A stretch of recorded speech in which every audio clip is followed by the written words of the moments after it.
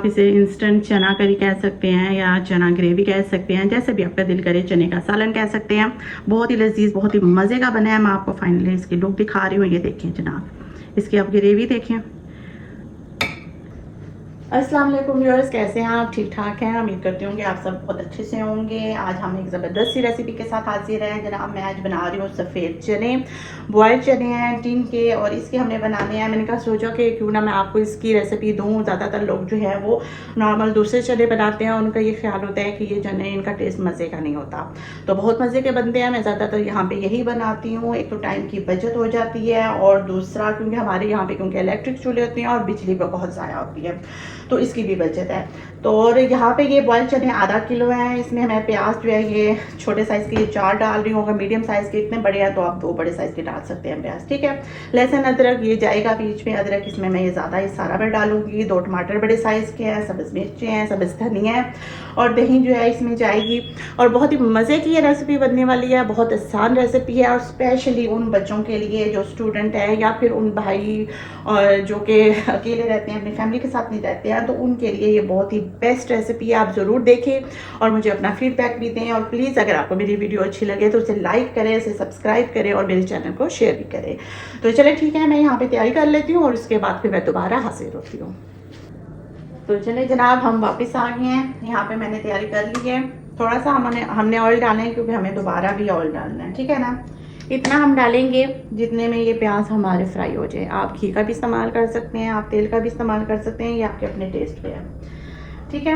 یہاں پہ ہم نے جناب یہ جو پیاز ہے انہیں ہم بیچ میں شامل کر لیں گے.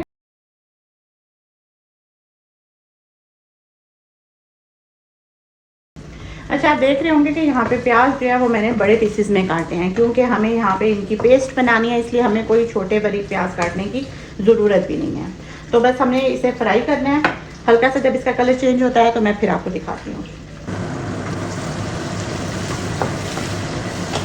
یہاں پہ آپ دیکھ سکتے ہیں کہ کلر ہلکا سا چینج ہو چکے ہیں. تو بس اس ٹائم پہ ہم نے اس میں یہ موٹے موٹے جو ہم نے کاٹے ہوئے ہیں نا ادرک اور لہسن، یہ ہم نے شامل کرنا ہے. اس کو اس کے ساتھ ہم نے فرائی کرنا ہے. جب ہلکا سا کلر چینج ہو جائے گا نا، پھر ہم اس میں ٹماٹر ایڈ کریں گے. اچھا جی، تو یہ آپ دیکھ سکتے ہیں کہ یہاں پہ یہ کلر چینج ہو چکا ہے. اس میں ہم نے یہ ٹماٹر ایڈ کرنے ہیں. یہ بھی ہم ایسے ہی ثابت پیسز میں ایسے بڑے بڑے نہیں کاٹ کے ڈالیں گے.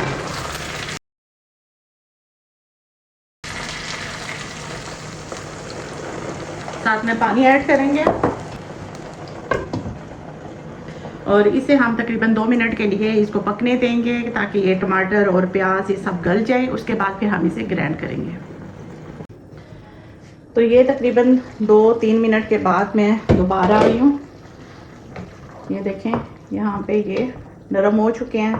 تو بس اب ہم نے کیا کرنا ہے، اس کو ان کی ہم نے پیسٹ بنانی ہے. جب میں پیسٹ بنا لوں گی تو پھر میں دوبارہ آ کے آپ کو دکھاؤں گی کہ وہ کیسی ہے. اور اس کے بعد پھر ہم نے کیا کرنا ہے، اب ہم نے ڈالنا ہے تھوڑا سا آئل جناب. اب ہم نے اس میں ڈالنے ہیں مسالے. مسالے میں آپ کو سمجھا دیتی ہوں.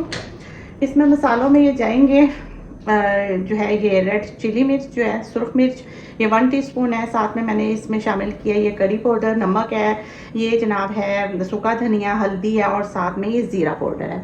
تو یہ مسالے ہم نے ڈالنے ہیں. نمک مرچ آپ اپنے ٹیسٹ کے حساب سے ڈالیں گے. انہیں ہم نے تھوڑا سا ہلکا سا فرائی کرنا ہے. تو ایسے کرنے سے کیا ہوتا ہے نا کہ جو کلر ہوتا ہے نا وہ بہت زبردست ہو جاتا ہے اس کا کھانے کا. اچھا، اگر آپ اس کو مزید کلر دینا چاہتے ہیں نا، کہ جیسے آپ کا کھانا جیسے اکثر وہ کہتے ہیں نا لوگ کے بھی ریڈ نہیں ہوتا، کری ریڈ نہیں ہوتی ہے، تو آپ اس میں ڈال سکتے ہیں یہ دیگی مرچ. وہ آپ ڈال سکتے ہیں، وہ تیز نہیں ہوتی ہے، تو وہ آپ اس میں شامل کر سکتے ہیں. اچھا جناب، یہ دیکھیں یہ بوائل چنے ہیں جن کو میں نے ٹین سے نکال کے انہیں میں نے اچھے سے دھویا ہے، دھو کے، اور اب میں یہ بیچ میں شامل کروں گی. بہت ہی مزے کا بننے والا ہے اور بہت ہی آسان ہے. چلیں جی، اب ہم نے اس میں شامل کر دینی ہے یہ پیسٹ جو ہم نے بنائی تھی. ابھی آپ سوچ رہے ہوں گے کہ بھی کیا بن رہا ہے، یہ کیسے ہوگا. بہت ہی مزے کا بننے والا ہے. آپ بالکل فکر نہیں کریں. اور یہ جو اس میں جو باقی کا یہ جو ہے اس میں تھوڑا سا پانی ڈال کے میں بیچ میں شامل کروں گی. یہ 1 کپ پانی ہے, یہ ہم نے بیچ میں شامل کرنا ہے.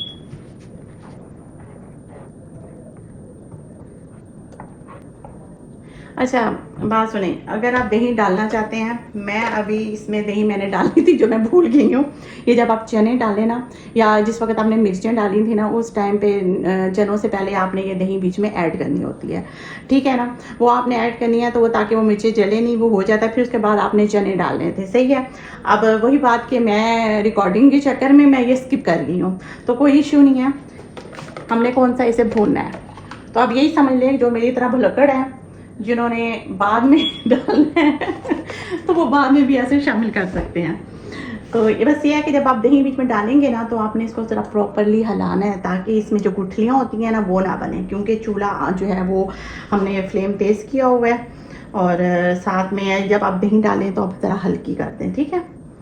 تو یہ جب آپ نے ڈالنا ہے نا, تو آپ نے اس کو ملانا ہے تاکہ اس میں پھٹکیاں نہیں بنے, ورنہ وہ پھر ٹیسٹ میں تو کوئی فرق نہیں ہوگا, لیکن وہ جو کلر ہوگا نا, جیسے اوپر آپ کے جو کری بنے گی اس میں دانے دار سا ایسے وہ آئے گا. تو یہ چیز ہے. تو یہ میں نے آدھا کپ ڈالی ہے, صحیح ہے. تو آپ کو دوبارہ سے بتا دیتی ہوں کہ جب ہم نے مرچیں مسالے جو ڈالے تھے اس کو ہم نے کچھ سیکنڈ کے لیے فرائی کیا, تو ساتھ ہی ہم نے آدھا کپ دہی ڈالنی ہے, ٹھیک ہے, تاکہ وہ جلے نہیں مسالے. اور پھر آپ نے بیچ میں شامل کر دینے ہیں چنے شامل کر کے انہیں ایک دفعہ چمچہ ہلا کے, اس کے بعد پھر آپ نے بیچ میں یہ مسالہ جو آپ نے گریوی بنائی ہوئی ہے نا, پیوری سی پیسٹ, یہ آپ نے شامل کرنی ہے. اب آپ کہیں گے کہ چنوں کو فرائی وہ بھونا نہیں, تو اس کو کیا بھوننا ہے, چنوں کو کیا بھوننا ہوتا ہے, ٹھیک ہے. مین مسالے کی بات ہوتی ہے. اور ہم نے آئل میں پہلے جو مرچ مسالے ہیں ان کو فرائی کر لیا ہے, ساتھ میں ہم نے پیسٹ جو ہے وہ آگے ہماری پکی ہوئی ہے, بنی ہوئی ہے, وہ ڈالی ہے, ٹھیک ہو گیا. تو بس اس ٹائم پہ ہم نے اس کو ذرا پکنے کے لیے رکھ دینا ہے, اور تھوڑا ٹھہر کے پھر ہم اس میں سبز مرچ اور سبز دھنیا ایڈ کریں گے. وہ اس لیے کہ اگر آپ پہلے سبز مرچ ایڈ کر دیں گے تو وہ, کیونکہ میری والی جو سبز مرچ ہے نا انڈین, یہ بہت زیادہ تیز ہے, تو وہ جو کری میں نا اس کا بہت زیادہ ایک اسٹرانگ فلیور وہ آئے گا. مزے کا تو لگتا ہے لیکن بہت زیادہ وہ اسپائسی ہو جائے گا سالن, ٹھیک ہو گیا. تو اس کو ہم ذرا پکنے کے لیے رکھ دیتے ہیں. تقریباً ہم اسے میڈیم آنچ میں, میڈیم لو فلیم میں ہم اسے 10 سے 15 منٹ کے لیے رکھیں گے. اتنی دیر میں آپ کچن میں کوئی اور کام کر لیں. بہت ہی آسان ہے, بہت ہی جھٹ پٹ اور مزے سے بن جاتی ہے. اور یقین مانیں کہ اتنے مزے کا یہ بنے گا نا, جو یہ اس کا چنے بنیں گے نا, جب آپ کھائیں گے نا تو آپ مجھے دعائیں دیں گے. اور مجھے اپنا فیڈ بیک بالکل مت بھولیے گا, ٹھیک ہے. تو چلیں ملتے ہیں 15 منٹ کے بعد. چلیں جناب, یہ تقریباً 7 سے 8 منٹ ہو چکے ہیں, اور میں نے سوچا کہ میں آپ کو بتا دوں کہ اب ہمیں اس میں کیا شامل کرنا ہے. اصل میں ابھی یہ ڈن نہیں ہوا ہے, یہ آپ دیکھ سکتے ہیں, ابھی یہ پتلا ہے. تقریباً 15 منٹ آپ اسے میڈیم لو فلیم میں پکائیں گے تاکہ چنوں کا اچھا سا جو ٹیسٹ ہے نا, جو گریوی ہے وہ ایک زبردست سی بن سکے. یہ دیکھیں, اس میں یہ میں سبز دھنیا اور جو سبز مرچیں ہیں وہ میں بیچ میں ایڈ کر رہی ہوں, ٹھیک ہے, کیونکہ ان کا بھی جو فلیور ہے نا وہ بھی ایک زبردست سا آنا چاہیے بیچ میں کھانے میں. اگر آپ اسے سبز مرچوں کو, میں نے آپ کو جیسے کہ بتایا کہ میں پہلے نہیں ایڈ کر رہی ہوں کہ ان کا پھر بہت زیادہ وہ اسپائسی ہو جاتے ہیں. تو تقریباً یہ 7 سے 8 منٹ ہو چکے ہیں. اب ہم اس میں یہ 2 چیزیں ایڈ کریں گے, اور 2 انگریڈینٹ اور ہیں جو کہ ہم نے بیچ میں ایڈ کرنے ہیں, جس میں ہے گرم مسالہ, یہ ہم ڈالیں گے 1 ٹی اسپون بھر کے. اور ساتھ میں ہم نے اس میں میرا اسپیشل جو انگریڈینٹ ہے وہ ہے کسوری میتھی, وہ ہم نے بیچ میں ایڈ کرنی ہے, ٹھیک ہے. تقریباً یہ 1 ٹیبل اسپون ہم ڈالیں گے بیچ میں, صحیح ہو گیا. تو بس یہ ڈال کے آپ دیکھ سکتے ہیں کہ چولہے کی جو آنچ ہے وہ ہلکی ہے, اور اس ہلکی آنچ پہ ہی ہمیں اسے پکانا ہے. تو اسے ہم نے کور کر کے اس کو مزید ہم تقریباً جو ہیں وہ لگ بھگ 6-7 منٹ اور مزید رکھیں گے, یعنی کم از کم 15 منٹ تو ہونے چاہیے. تو اس کے بعد پھر میں آپ کو بتاتی ہوں اس کی فائنلی لک کہ یہ کیسی کری بنی ہے, چکن مطلب سوری چنے کیسے بنے ہیں, چنا کری کیسے بنی ہے. تو چلے آتے ہیں تھوڑی دیر کے بعد. چلیں جناب, ہم آگے دوبارہ واپس. اب میں آپ کو بتاتی ہوں اس کی فائنلی لک. تو یہ دیکھیں جناب, کتنے زبردست یہ ریڈی ہو چکے ہیں. یقین مانیں اتنے مزے کی خوشبو آ رہی ہے, اتنے زبردست یہ بنے ہیں نا, اور بہت ہی جلدی. تو میں اسے سرو کرتی ہوں اور پھر میں آپ کو دکھاتی ہوں. تو جناب دیکھیں یہ ہمارا ریڈی ہو چکے ہے کھانا. آپ اسے انسٹنٹ چنا کری کہہ سکتے ہیں یا چنا گریوی کہہ سکتے ہیں, جیسے بھی آپ کا دل کرے. چنے کا سالن کہہ سکتے ہیں. بہت ہی لذیذ, بہت ہی مزے کا بنا ہے. میں آپ کو فائنلی اس کی لک دکھا رہی ہوں. یہ دیکھیں جناب, اس کی آپ گریوی دیکھیں, یہ دیکھیں. اور یقین مانے اتنا یہ ٹیسٹی بنا ہے, اتنا مزے کا بنا ہے نا کہ آپ جب یہ ایک دفعہ کھائیں گے نا تو بس آپ کا دل کرے گا کہ آپ بار بار کھائیں. تو پلیز آپ ضرور ٹرائی کریں. آپ اسے یقین مانیں کہ بہت ہی جلدی یہ ڈش بن جاتی ہے. 20 سے 25 منٹ یا بہت ہوگا نا تو آپ آدھے گھنٹے میں آپ کا یہ بالکل ریڈی ہو جائے گا کھانا. ساتھ میں آپ اسے آپ چاہے رائس کے ساتھ کھائیں, چاہے آپ اسے جو ہے وہ چپاتی کے ساتھ, پراٹھے کے ساتھ, جیسے آپ کا دل کرتا ہے آپ کھائیں. بہت ہی مزے کا بنتا ہے, بہت ہی ڈیلیشیس بنا ہے, بہت ہی یعنی کہ ٹیسٹی. تو آپ ضرور ٹرائی کریں اور مجھے اپنی دعاؤں میں ضرور یاد رکھیں. اگر آپ کو میری ریسپی اچھی لگے تو اسے آپ شیئر بھی کریں, اسے لائک کریں اور ساتھ میں میرے چینل کو سبسکرائب بھی کریں. تو چلے ملتی ہوں ایک اچھی سی ریسپی کے ساتھ. تب تک کے لیے اجازت دیں. اللہ حافظ.